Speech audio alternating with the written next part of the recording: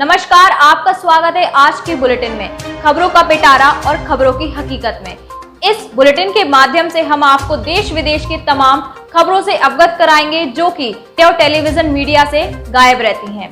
आइए शुरुआत करते हैं आज की बुलेटिन का। महाराष्ट्र के मुख्यमंत्री उद्धव ठाकरे ने पूर्व सहयोगी बीजेपी पर परोक्ष तौर पर निशाना साधते हुए शनिवार को कहा कि कोरोना वायरस महामारी के दौरान सत्ता की लालसा के साथ कार्य करने से अराजकता उत्पन्न होगी।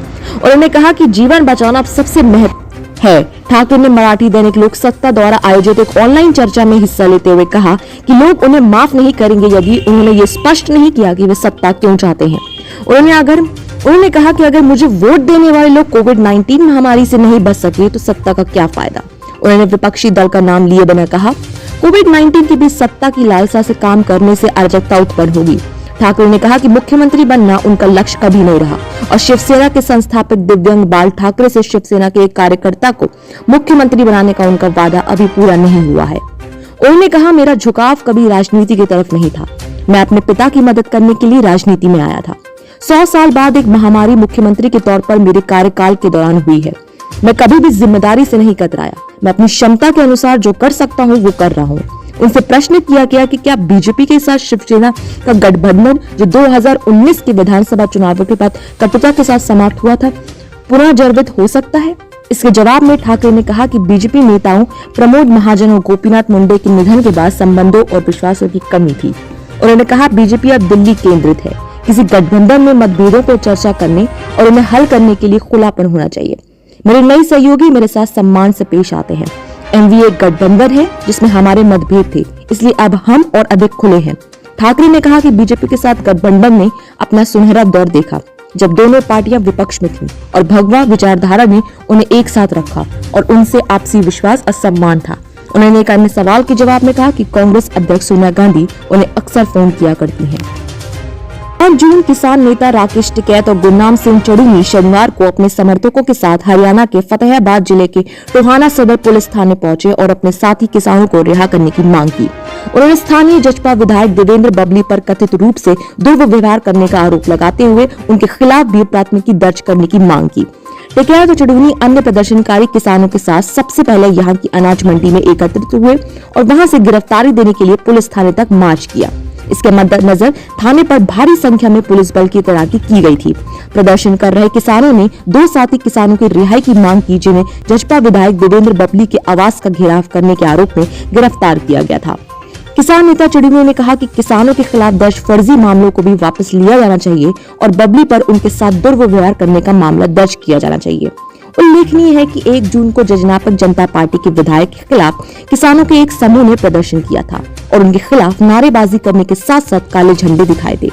बबली ने आरोप लगाया था कि कुछ प्रदर्शनकारियों ने उनके साथ दुर्व्यवहार किया और उनकी एसयूवी कार के सामने शीशा तोड़ दिया। हालांकि किसानों का आरोप है कि बबली ने सार्वजनिक रूप से किसानों के खिलाफ अभद्र भाषा का इस्तेमाल किया और उन्हें धमकी दी। टोहाना सदर पुलिस थाने के सामने शनिवार को प्रदर्शन कर रहे किसानों ने कहा कि उन्होंने पुलिस से कहा कि ये तो उनके लोगों को छोड़ दिया जाए या फिर उन्हें भी जेल में डाल दिया जाए। इससे पहले अनाज मंडी में जुटी भीड़ को संबोधित करते हुए टिकैत ने कहा कि उनका प्रदर्शन तब तक जारी रहेगा जब तक कृषि कानून वापस नहीं हो जाते और कृषि उपज के लिए न्यूनतम समर्थन मूल्य की गारंटी वाला कानून लागू नहीं हो जाता। उन्होंने कहा भारत सरकार को इन काले कानूनों को वापस लेना ही होगा, चाहे वो वर्ष 2022 में ले या 2023 में। वर्ष 2024 में ये कानून वापस हो जाएंगे, ये निश्चित है। टिकैत ने जोर देकर कहा कि किसानों का आंदोलन 2024 तक जारी रहेगा। संयुक्त किसान मोर्चा नेता योगेंद्र यादव ने कृषि कानूनों को कथित रूप से पिछले दरवाजे से लाने के लिए केंद्र सरकार की आलोचना की। बिहार के मुजफ्फरपुर जिले के औरैया प्रखंड मुख्यालय के समीप लोहिया चौक स्थित एक नर्सिंग होम के मालिक व पार्टनरशिप में विवाद हो गया। इसको लेकर 3 पार्टनर की बेरहमी से पिटाई कर दी गई। एक का सर फट गया, 2 का हाथ टूटा और 2 लोगों का नाखून भी उखाड़ दिया। घटना शनिवार सुबह की है। अय्यापुर थाने के कुलवा पैगंबरपुर निवासी विकास तिवारी व उनके सहयोगी गोलू कुमार व अनुज प्रकाश त्रिवेदी स्थानीय लोहिया चौक स्थित नर्सिंग होम में हिसाब को लेकर पहुंचे थे। वहां अस्पताल में मौजूद कर्मी तीनों पार्टनर को रूम में बंद कर रॉड से बेरहमी से पीटने लगे। विकास तिवारी गोलू कुमार व अनुज प्रकाश के शरीर पर जख्म बर्बरता को बयान कर रहा है। सूचना पर थानाध्यक्ष राजेश कुमार दलबल के साथ घटनास्थल पर पहुंचकर तीनों को मुक्त कराया और पीएचसी में इलाज कराया। वहीं नर्सिंग होम के मालिक गजफ्फर हुसैन व दिलीप चौधरी को गिरफ्तार कर लिया। मामले में विकास तिवारी ने एफआईआर कराई है। इसमें गजफ्फर हुसैन, दिलीप साहब, मेहताब आलम, नीरज कुमार, झगरू महतो समेत अन्य को नामजद किया है। गजफ्फर हुसैन पर हत्या की नीयत से फायरिंग करने का भी आरोप लगा है। इधर गजफ्फर हुसैन का कहना है कि तीनों हत्या की नीयत से 5 बजे सुबह में अस्पताल में जबरन घुसकर कर्मियों के साथ मारपीट करने लगे। थाना अध्यक्ष राजेश कुमार ने बताया कि पुलिस गजफ्फर हुसैन व दिलीप शाह को गिरफ्तार कर पूछताछ कर रही है। अगले साल होने वाले यूपी विधानसभा चुनाव से पहले राज्य मंत्रिमंडल के विस्तार की अटकलों के बीच भारतीय जनता पार्टी उत्तर प्रदेश के प्रभारी राधा मोहन सिंह आज राज्यपाल आनंदीबेन पटेल से मुलाकात करेंगे। कहा जा रहा है कि आज का दिन यूपी की राजनीति में एक अहम दिन साबित हो सकता है। राधा मोहन सिंह और राज्यपाल के बीच ये बैठक सुबह 11 बजे होगी। ऐसी अटकलें हैं कि 2022 के विधानसभा चुनावों से पहले योगी आदित्यनाथ के नेतृत्व वाली भाजपा सरकार जल्द ही अपने मंत्रिमंडल में फेरबदल करेगी। अगले साल होने वाले चुनावों के अलावा चायद चुनावों के परिणाम कोविड-19 महामारी के दौरान कुछ वर्गों की नाराजगी के मद्देनजर भाजपा ने अपने नेताओं से प्रतिक्रिया मांगकर राज्य में पार्टी को मजबूत करने का फैसला लिया है। पार्टी ने योगी आदित्यनाथ सरकार में अपने राज्य के नेताओं और मंत्रियों से प्राप्त फीडबैक के आधार पर एक रणनीति तैयार की है। पार्टी ने राज्य सरकार की छवि को मजबूत करने और राज्य में मुद्दों को हल करने का भी निर्णय लिया है। इन प्रयासों के तहत पार्टी और सरकार के बीच तालमेल में सुधार लाने के उद्देश्य से भाजपा के राष्ट्रीय महासचिव बीएल संतोष इस सप्ताह की शुरुआत में लखनऊ पहुंचे थे, जहां उन्होंने कुछ मंत्रियों और नेताओं के साथ आमने सामने बैठक की। बीएल संतोष के साथ राज्य प्रभारी राधा मोहन सिंह भी थे। बैठक के दौरान कई नेताओं ने कोविड-19 महामारी से निपटने, लोगों के बीच मुंहभक और सरकार तथा पार्टी नेताओं के बीच समन्वय की कमी जैसे मुद्दों पर खुलकर नाराजगी जताई थी। उत्तर प्रदेश विधानसभा चुनाव 2022 में होने वाले हैं। भाजपा ने 2017 के विधानसभा चुनाव में राज्य में सत्ता में वापसी थी। 403 सदस्य उत्तर प्रदेश विधानसभा में फिलहाल भाजपा के 309 विधायक हैं, जबकि सपा के 50, बसपा के 18 और कांग्रेस के 7 विधायक हैं। गजा में हमास के नेता याह्या सिनवार ने दावा किया है कि इजराइल उन सुरंगों के जाल को तबाह करने में नाकाम रहा है जिन्होंने पिछले महीने हुई लड़ाई में बर्बाद करना उसका प्रमुख मकसद था। इजराइल में इन सुरंगों के नेटवर्क को मेट्रो कहा जाता है। शनिवार को दिए एक भाषण में हमास नेता याह्या सिनवार ने कहा कि इजराइल इन सुरंगों के नेटवर्क का 3% से भी कम हिस्सा बर्बाद कर पाया है। हमास के अखबार फिलिस्तीन की वेबसाइट पर 5 जून को प्रकाशित हुई रिपोर्ट के मुताबिक गजा में अकादमिक और सार्वजनिक जीवन से जुड़े लोगों को संबोधित करते हुए उन्होंने कहा, इजराइल के साथ 11 दिनों तक चली लड़ाई हमास के लिए अपनी सैन्य क्षमताओं को आजमाने का मौका था। यहाँ सिनवार ने यह भी कहा कि इजराइल के साथ रिश्ते सुधारने के लिए अरब देशों की ओर से बढ़ाए गए कदम के कारण भी तेल अवीव का गजा पर हमला करने का हौसला बढ़ा। उन्होंने कहा कि हमास ने फिलिस्तीनी लिबरेशन ऑर्गेनाइजेशन को फिर से संगठित करने का हक जीत लिया है। अब इसमें हमास और इस्लामिक जिहाद समेत सभी फिलिस्तीनी धड़ों को नुमाइंदगी करने का हक मिलेगा। उन्होंने कहा कि अगर इजराइल के साथ दोबारा संघर्ष शुरू होता है तो मध्य पूर्व का नक्शा बदल जाएगा। गजा में सक्रिय फिलिस्तीनी गुटों ने इजराइल के साथ ताजा दौर के संघर्ष में केवल अपनी आधी ही ताकत का इस्तेमाल किया था। दुश्मन यशरूम और शेख जर्रा की हकीकत को नहीं बदल सकेगा और न ही वो फिलिस्तीनियों को आपसी मतभेद के फायदा उठा सकेगा। उन्होंने कहा, हमने दुश्मन के सामने ये साबित कर दिया है कि अल अक्सा मस्जिद की रक्षा करने वाले लोग हैं और ये रणनीतिक मकसद फिलिस्तीनियों ने हासिल कर लिया है। वेस्ट बैंक और इजरायली अरबों के खड़े होने से उन पर दबाव पड़ा है। सिनवार ने कहा कि इजराइल का मकसद 50% प्रतिरोधियों की हत्या करने का और गजा के दशक को पीछे ले जाने का था, लेकिन सिर्फ 0 हासिल हुआ। उन्होंने कहा, समुद्र में हमने अपनी मिसाइलों का कई बार परीक्षण किया है और ये जरूरी है कि हम उसका अभ्यास करते रहें। ये सिर्फ हमारी क्षमताओं का अभ्यास था और इजराइल को दिखाना था कि एक छोटे स्तर का युद्ध कैसा हो सकता है। गजा के पुनर्निर्माण को लेकर सिनवार ने कहा, हम हर उस पक्ष के लिए दरवाजा खोलेंगे जो गजा का समर्थन करना चाहता है और उनके काम को सुविधाजनक बनाएंगे। उन्होंने कहा कि गजा के पूर्ण निर्माण के लिए आवंटित किए गए पैसे का इस्तेमाल हमास और प्रतिरोध के लिए नहीं होगा और हम किसी भी पक्ष को गजा को कमजोर करने की अनुमति नहीं देंगे। 21 मई को इजराइल और गजा में फिलिस्तीनी धड़े के बीच संघर्ष विराम हुआ था। ये संघर्ष 11 दिनों तक चला था, जिसमें गजा में 250 से अधिक लोग मारे गए थे। हालिया संघर्ष यशलूम में अल अक्सा मस्जिद कंपाउंड में हुई हिंसा और शेख जर्रा से फिलिस्तीनी परिवारों को निकालने की योजना के बाद शुरू हुआ था। क्या भारत की देसी वैक्सीन को असरदार नहीं मानता है अमेरिका? ये सवाल इसलिए भी उठ रहा है क्योंकि अमेरिका में कोवैक्सीन की डोज ले चुके लोगों को दोबारा अन्य वैक्सीन लेने को कहा गया है। अमेरिका में भारत बायोटेक की कोवैक्सीन और रूस की स्पुतनिक V टीका लगवाने वाले कॉलेज छात्रों को दोबारा टीकाकरण करवाने का निर्देश दिया गया है। ये दोनों कोविड टीका क्रमश भारत और रूस में विकसित किए गए हैं। हालांकि WHO ने फिलहाल इनके इस्तेमाल की मंजूरी नहीं दी है। न्यूयॉर्क टाइम्स के मुताबिक अमेरिका में मार्च से लेकर अब तक 400 से अधिक कॉलेज और विश्वविद्यालय घोषणा कर चुके हैं कि शीत सत्र में शामिल होने के लिए छात्रों का कोविड टीकाकरण करवाना अनिवार्य होगा, वो भी WHO की मंजूरी पर चुके टीकों पर। ये आदेश अमेरिकी संस्थानों में दाखिला लेने वाले उन भारतीय और रूसी छात्रों के लिए मुश्किल का सबब बन गया है जिन्होंने कोवैक्सीन या स्पुतनिक V की जरूरी खुराक ले रखी है। 25 वर्षीय भारतीय छात्रा मेलोनी दोशी भी इनमें से एक है। दरअसल मेलोनी ने Columbia University School of International and Public Affairs में दाखिला लिया है। उन्होंने भारत में कोवैक्सीन की दोनों खुराकें लग चुकी हैं। हालांकि अब विश्वविद्यालय प्रशासन ने स्पष्ट किया है कि कोलंबिया यूनिवर्सिटी परिसर में पहुंचकर उन्हें दूसरी वैक्सीन लगवानी होगी।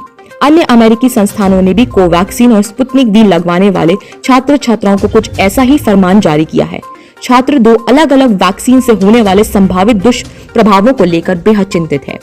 बता दें कि देसी टीका कंपनी भारत बायोटेक ने कहा है कि उसे कोरोना ने के अपने टीके कोवैक्सीन के लिए विश्व स्वास्थ्य संगठन में जुलाई-सितंबर तक इमरजेंसी इस्तेमाल मंजूरी मिलने की उम्मीद है। कंपनी ने कहा है कि कोवैक्सीन के लिए 60 से अधिक देशों में नियामकीय मंजूरी प्रक्रिया में है, जिसमें अमेरिका, ब्राजील, हंगरी जैसे देश शामिल हैं। इनसे एक बयान जारी कर कहा है कि AUE के लिए आवेदन WHO जिनेवा को सौंप दिया गया है। नियामकीय मंजूरी जुलाई-सितंबर 2021 तक मिलने की उम्मीद है। टीका निर्माता ने कहा है कि इसे 13 देशों में EUE हासिल हो गया है और कई अन्य देशों में मिलने की उम्मीद है।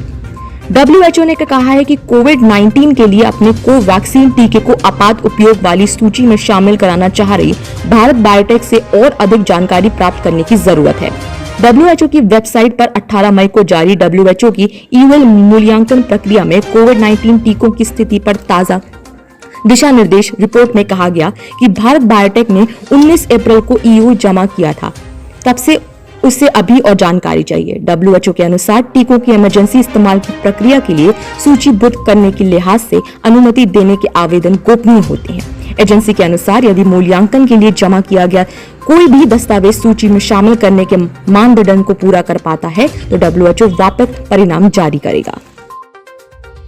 देश में आयुर्वेद बनाम एलोपैथी के बीच नए विवाद ने जन्म ले लिया है। योग गुरु बाबा रामदेव ने आयुर्वेद में कोरोना के बेहतर इलाज का दावा किया है, जिसके बाद से ही देश भर के डॉक्टर्स इसका विरोध जता रहे हैं। इस बीच बॉलीवुड की अभिनेत्री और मथुरा से बीजेपी सांसद हेमा मालिनी ने फिर से इस विवाद को छेड़ा है। हेमा मालिनी का कहना है कि घरों में हवन करने से महामारी से बचा जा सकता है। हवन से कोरोना वायरस समेत दूसरी बीमारियों से व्यक्ति की रक्षा होती है और वातावरण शुद्ध होता है। शनिवार को विश्व पर्यावरण दिवस पर एक वीडियो शेयर करते हुए हेमा मालिनी ने लोगों से अपील की कि वे अपने घरों में ही पर्यावरण को शुद्ध करने के लिए हवन करें और खुद को कोरोना जैसी कई बीमारियों से भी बचाएं। सांसद ने हवन के लिए उनकी ओर से उपयोग किए जाने वाली सामग्री नीम के पत्ते, घी, लौंग, सरसों, नमक और लोबान का भी जिक्र किया है। हेमा मालिनी ने कहा कि मैं पूजा करने के बाद कई सालों में ऐसा कर रही हूँ। महामारी के बाद से ऐसे दिन में 2 बार करना शुरू कर दिया है। ये न केवल पर्यावरण को शुद्ध करता है बल्कि कोरोना जैसी बीमारियों को दूर रखने के साथ ही शुद्धता की भावना भी देता है। शुक्रवार को शेयर किए गए एक अन्य कथित वीडियो में हेमा मालिनी ने कहा था कि हवन का अभ्यास सदियों से नकारात्मकता को साफ करने में प्रभावी माना जाता है। आज पूरी दुनिया महामारी और प्रकृति के प्रकोप से जूझ रही है। मैं सभी से अपील करती हूँ कि न केवल पर्यावरण दिवस पर बल्कि लगभग हर दिन जब तक हम कोरोना को हरा नहीं देते तब तक घर पर हवन करें। उन्होंने कहा कि इस समाधान का किसी जाति या धर्म से कोई भी संबंध नहीं है। बिहार में भारतीय जनता पार्टी के सहयोगी जनता दल यूनाइटेड के बाद अब पूर्व मुख्यमंत्री जीतन राम मांझी ने भी प्रधानमंत्री नरेंद्र मोदी से बिहार को विशेष राज्य का दर्जा देने की मांग की है। मांझी ने शनिवार को सोशल नेटवर्किंग साइट ट्विटर पर ट्वीट कर कहा कि कम संसाधनों के बावजूद श्री नीतीश कुमार ने बिहार के बदतर कानून व्यवस्था और बेहाल शिक्षा महकमे को दुरुस्त करने में अपनी पूरी ताकत लगा दी है। अब आधारभूत संरचना को ठीक करने के लिए विशेष राज्य के दर्जे की जरूरत है। पूर्व मुख्यमंत्री और हिंदुस्तानी अवाम मोर्चा हम के राष्ट्रीय अध्यक्ष श्री मांझी ने कहा कि डबल इंजन की सरकार में बिहार को विशेष दर्जा नहीं मिला तो कभी नहीं मिलेगा। इससे पहले जेडीयू के वरिष्ठ नेता केसी त्यागी ने कहा कि बिहार की स्थिति पहले से ही बहुत खराब थी। झारखंड के अलग होने के बाद उसकी स्थिति और भी खराब हो गई। संसाधनों की कमी के बावजूद मुख्यमंत्री नीतीश कुमार ने बहुत अच्छा काम किया, लेकिन बिहार को अन्य राज्यों के बराबर खड़ा होने के लिए विशेष राज्य का दर्जा दिया जाना जरूरी है। जेडीयू के राष्ट्रीय संसदीय बोर्ड के अध्यक्ष उपेंद्र कुशवाहा ने प्रधानमंत्री नरेंद्र मोदी से विशेष राज्य का दर्जा देकर बिहार के साथ न्याय करने की मांग की है।